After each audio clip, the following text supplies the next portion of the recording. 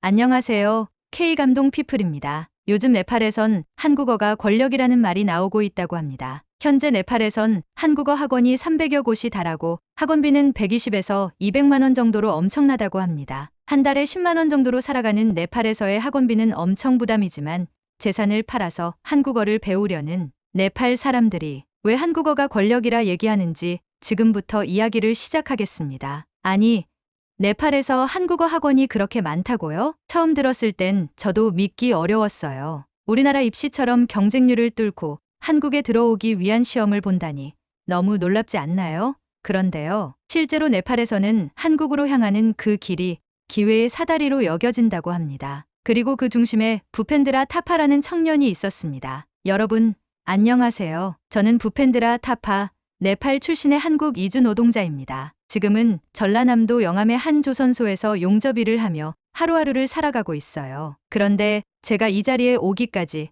그 누구보다 치열한 경쟁과 도전을 이겨내야 했던 과정을 겪어야 했습니다. 처음 한국을 알게 된 건 TV 속 드라마와 K-팝 때문이 아니었어요. 저희 동네에는 이미 한국에 다녀온 형들, 친구들이 있었고 그들은 입을 모아 말했습니다. 한국은 일한 만큼 보상이 있고 기회가 많은 나라야. 그 말을 믿고 한국에 오기로 결심한 저는 EPS 토픽이라는 시험을 준비하게 됐죠. 여러분이 생각하는 그런 간단한 외국어 시험이 아닙니다. 네팔에서는 이 시험을 준비하는 수험생들이 따로 모여 사는 고시원까지 있을 정도입니다. 매년 수만 명이 응시하고 합격률은 턱없이 낮아요. 저는 2번이나 이 시험에 도전했어요. 첫 번째 시험은 결과가 좋지 않았습니다. 마음이 꺾일 법도 했지만 포기할 수 없었어요. 저는 네팔에서 선생님이었고 누군가의 미래를 위해 열심히 가르치는 사람이었거든요. 그랬던 제가 더 큰 미래를 위해 다시 학생의 자리로 돌아간 겁니다. 그리고 결국 2번째 시험에서 합격.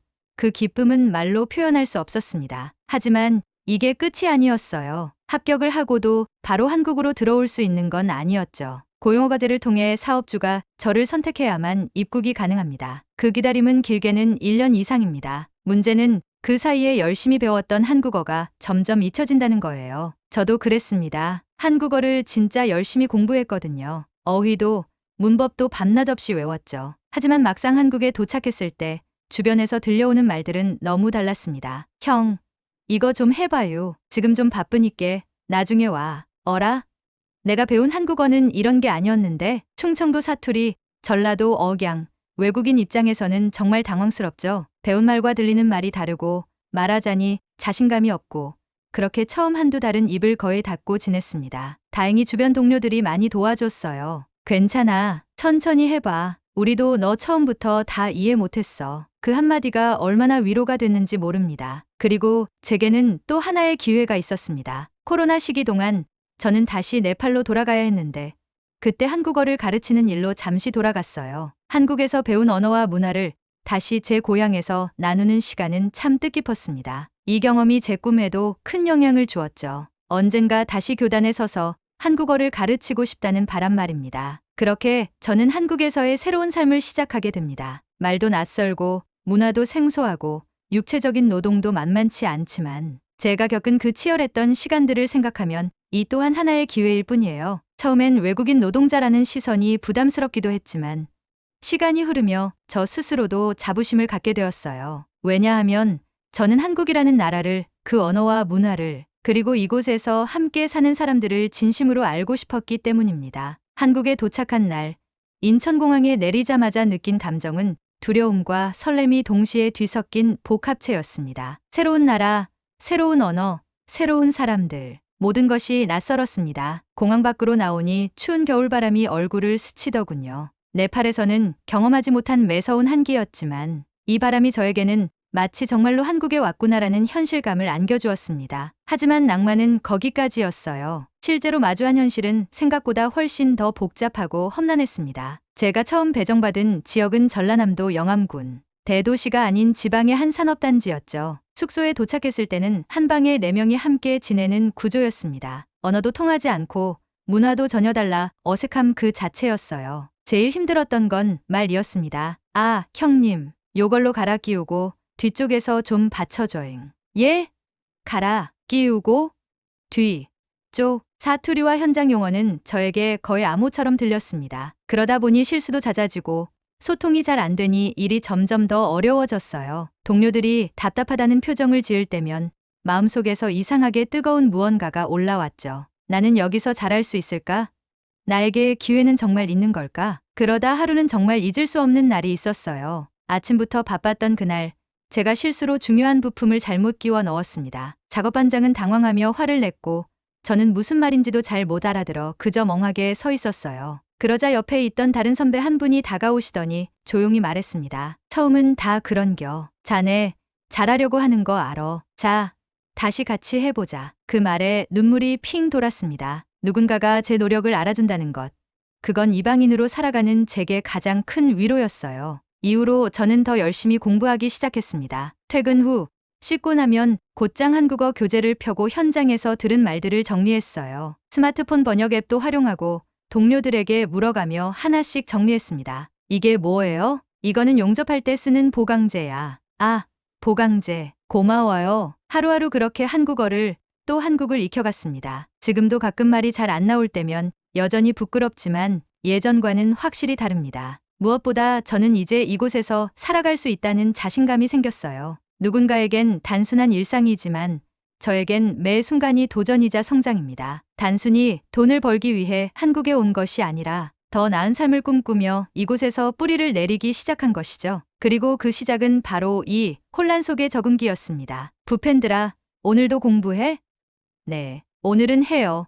합니다. 9분 공부하고 있어요. 영암에서의 생활이 어느 정도 자리를 잡아가던 무렵, 부펜드라 씨는 퇴근 후에도 매일같이 책상 앞에 앉았습니다. 피곤한 몸을 이끌고도 그는 한국어 교재를 펼쳤고 작은 노트엔 그날 배운 단어와 표현이 빼곡히 적혀 있었습니다. 한국에 와서 놀란 게 한두 가지가 아니에요. 한국 사람들은 진짜 바쁜데도 동시에 되게 친절하더라고요. 특히 처음 저를 도와줬던 선배, 그리고 같이 일하는 형들. 그분들이 없었으면 저 아마 벌써 포기했을 거예요. 하루는 조선소 내에서 안전교육이 있었는데 전부 한국어로 진행되다 보니 부펜드라는 긴장된 마음으로 앉아 있었어요. 무슨 말인지 하나도 못 알아들을까봐 겁이 났죠. 그런데 교육 담당자가 한 문장을 말하고 나서 천천히 쉬운 말로 바꿔주는 거예요. 이게 정말 놀라웠어요. 저를 배려해주는 느낌이 강하게 들었죠. 한국이란 나라가 외국인 노동자를 그냥 일하는 사람으로만 보는 게 아니라 하나의 사회 구성원으로 인정해주려는 느낌이 들었어요. 그리고 그 무렵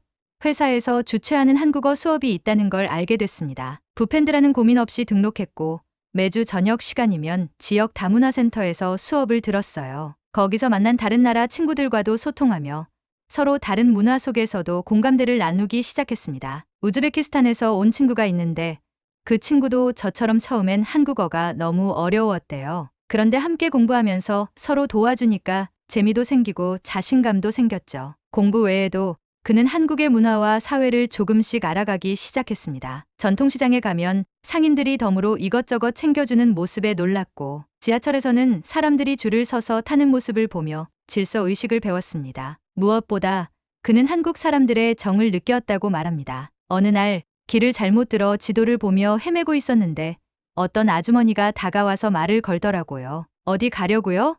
하시더니 직접 데려다 주셨어요. 정말 감동이었어요. 그 순간 내가 선택한 이 나라가 맞구나 싶었습니다. 그가 처음 이주했을 때만 해도 한국어는 시험용 언어였습니다. 하지만 이제는 그 언어를 통해 사람과 소통하고 문화를 이해하며 자신을 표현하는 도구로 변화한 것이죠. 그리고 그 변화는 그의 삶 전반에도 영향을 미쳤습니다. 단순히 노동만 하던 외국인이 아니라 지역사회 속의 이웃으로 자리를 잡기 시작한 것입니다. 실제로 그는 영암군에서 운영하는 이주민 모니터링단에도 참여하게 되었습니다. 이 프로그램은 외국인들의 생활, 문제점, 제안 등을 직접 전달할 수 있는 기회예요. 저도 작은 목소리지만 다른 이주민들을 대신해 의견을 전할 수 있어서 자부심이 큽니다. 또한 매달 있는 동네 정화 활동에도 자원해서 참여하고 네팔 커뮤니티가 주최하는 각종 행사에도 빠짐없이 나가 한국 사람들과 함께 문화를 공유합니다. 친구가 되고 싶다면 먼저 다가가야 한다고 생각해요. 서로 다른 점을 이해하고 존중하려는 노력이 중요해요. 저는 그 노력을 하고 싶습니다. 하지만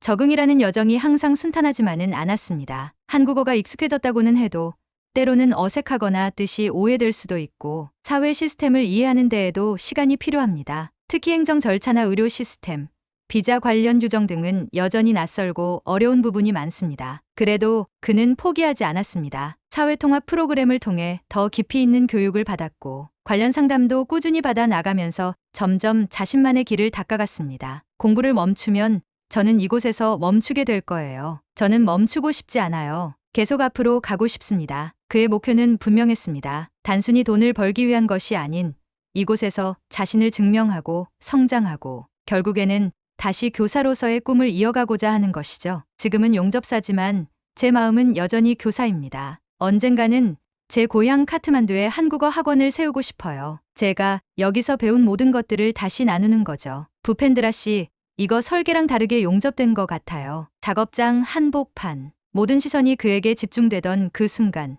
부펜드라 씨의 얼굴이 하얗게 질려버렸습니다. 땀이 뚝뚝 떨어지는 용접 헬멧 안에서 그는 당황함을 감추기 위해 애썼습니다. 현장 관리자와 팀장까지 달려와 도면을 들고 현장을 확인하는데 그 곁에 서 있는 것만으로도 숨이 막혔죠. 어떻게 이런 실수를 하지?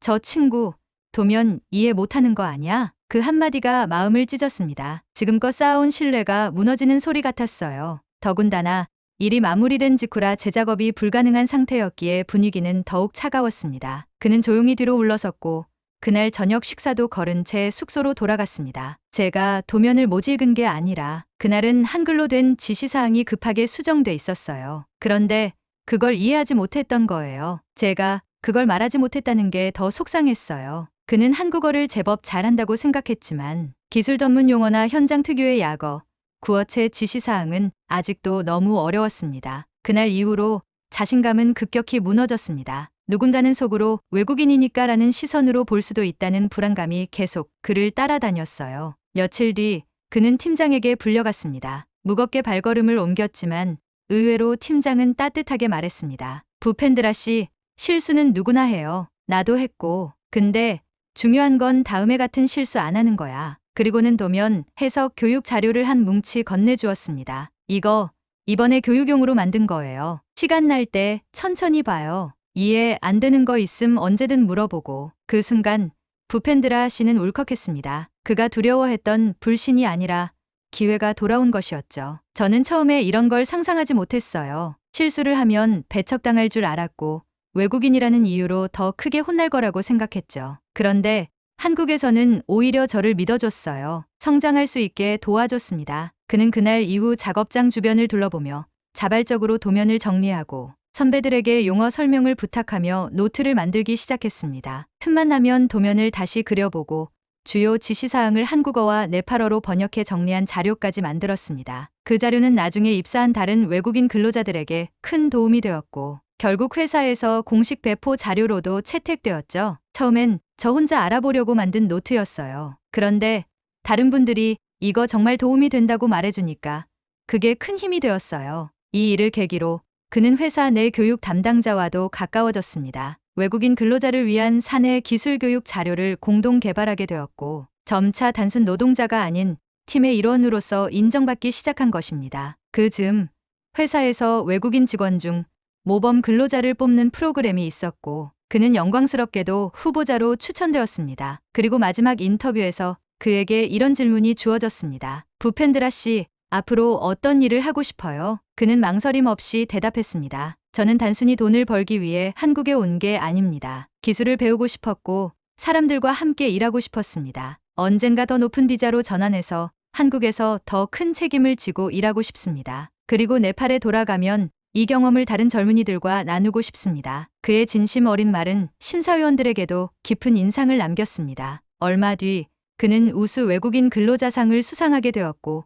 회사 홈페이지에는 그의 인터뷰가 실렸습니다. 이 일 이후로 그는 더는 단순히 외국인 노동자가 아니었습니다. 회사 동료들은 이제 그를 이름으로 부르고 식사 자리에서는 부펜드라, 너 요즘 바쁘지? 라며 먼저 말을 걸어옵니다. 작은 변화였지만 그에겐 세상을 바꾸는 변화였습니다. 그때 저는 정말 깨달았어요. 한국이라는 나라가 그리고 한국 사람이라는 존재가 생각보다 훨씬 더 따뜻하다는 것을요. 그에게 한국은 처음엔 두려운 나라였습니다. 언어도 낯설고 문화도 멀기만 했죠. 하지만 지금 한국은 그의 꿈이 자라는 터전이자 자신을 받아준 두 번째 고향이 되어가고 있습니다. 이젠 나도 이곳의 일부예요. 제가 받은 따뜻함을 언젠가는 누군가에게 돌려줄 수 있었으면 좋겠어요. 때때로 문득 생각해요. 내가 지금 이곳에서 무엇을 하고 있고 어디로 가고 있는지를요. 부펜드라 씨는 작업이 끝난 늦은 밤, 숙소 한 켠에 놓인 작은 책상 위에서 한국어 교재를 넘기며 그렇게 말했습니다. 피곤한 하루의 끝. 대부분의 사람이라면 휴식을 택할 시간이지만 그는 달랐습니다. 언어, 기술, 그리고 사람 그 모든 것을 계속 배우고 싶다는 간절함이 그의 하루를 조금 더 연장시켰습니다. 이제 그는 더 이상 한국어 문장을 읽지 못해 멈칫하는 초보자가 아니었습니다. 기술도면 앞에서 주저하지 않고 작업 현장에서도 신뢰받는 인력으로 우뚝 섰습니다. 그리고 무엇보다 한국에서 살아가는 외국인이라는 말이 이제는 그에게 단순한 설명이 아닌 자부심이 되었습니다. 한국은 저에게 단순히 일자리를 준 나라가 아니에요. 삶을 배우게 해준 나라예요. 나 자신을 더 강하게, 더 깊게 성장하게 만든 곳이죠. 그는 한국에서 일하며 느낀 점들을 조심스럽게 작은 수첩에 적어두고 있었습니다. 한국어로 적힌 그 노트의 마지막 장에는 이런 문장이 쓰여 있었습니다. 나중에 내 고향 카트만두에 한국어 학원을 차리고 싶다. 이곳에서 배운 것들을 다시 사람들에게 나눌 수 있다면 좋겠다. 부펜드라의 꿈은 명확했습니다. 단순히 돈을 벌고 떠나는 삶이 아닌 배우고 성장한 것을 다시 사회에 돌려주는 삶. 그는 언젠가 비자를 2구에서 2714로 바꾸어 전문 기술 인력으로서 한국에서 더 오래 일하고 싶다고 말했습니다. 그러면서도 그가 꾸준히 준비하는 또 하나의 미래는 네팔로 돌아가 한국어와 한국의 문화를 가르치는 선생님이 되는 것입니다. 지금 한국에 가고 싶어하는 네팔 친구들이 정말 많아요. 그런데 그들에게 한국은 여전히 막연하고 멀게만 느껴지죠. 저는 그들에게 직접 경험한 한국을 제대로 알려주고 싶어요. 언어뿐만 아니라 한국 사람들의 생각, 생활 방식, 그리고 이곳의 아름다운 정을요. 이 말을 할 때 부펜드라 씨의 눈빛은 누구보다도 진지했고 그 속에는 묵직한 신념이 담겨 있었습니다. 그는 단순히 자신만을 위해 살아가는 사람이 아니었습니다. 자신의 삶을 통해 더 많은 사람들에게 길을 제시하고 싶어 했습니다. 그냥 외국인 노동자라고 생각하지 말아주세요. 저희도 누군가의 가족이고 누군가의 아들이고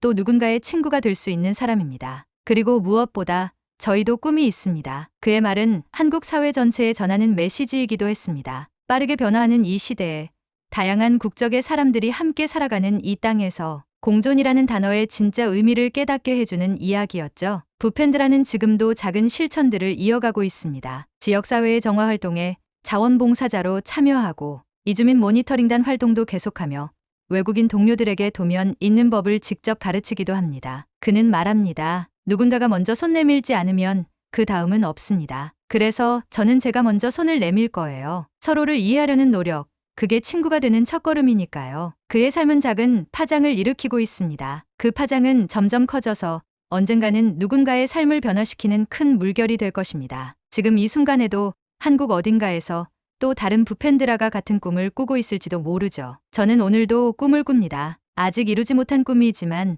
한국에서의 하루하루가 그 꿈을 조금씩 더 가까이 가져다주고 있어요. 우리 모두 각자의 자리에서 조금씩 앞으로 걸어가다 보면 분명 그걸 함께하는 것만으로도 세상은 분명 더 따뜻해질 거라 생각됩니다. 마지막으로 1초면 충분한 구독과 좋아요를 부탁드리며 늘 건강하시고 마음 따뜻한 영상으로 다시 찾아뵙겠습니다. 지금까지 K감동 피플이었습니다.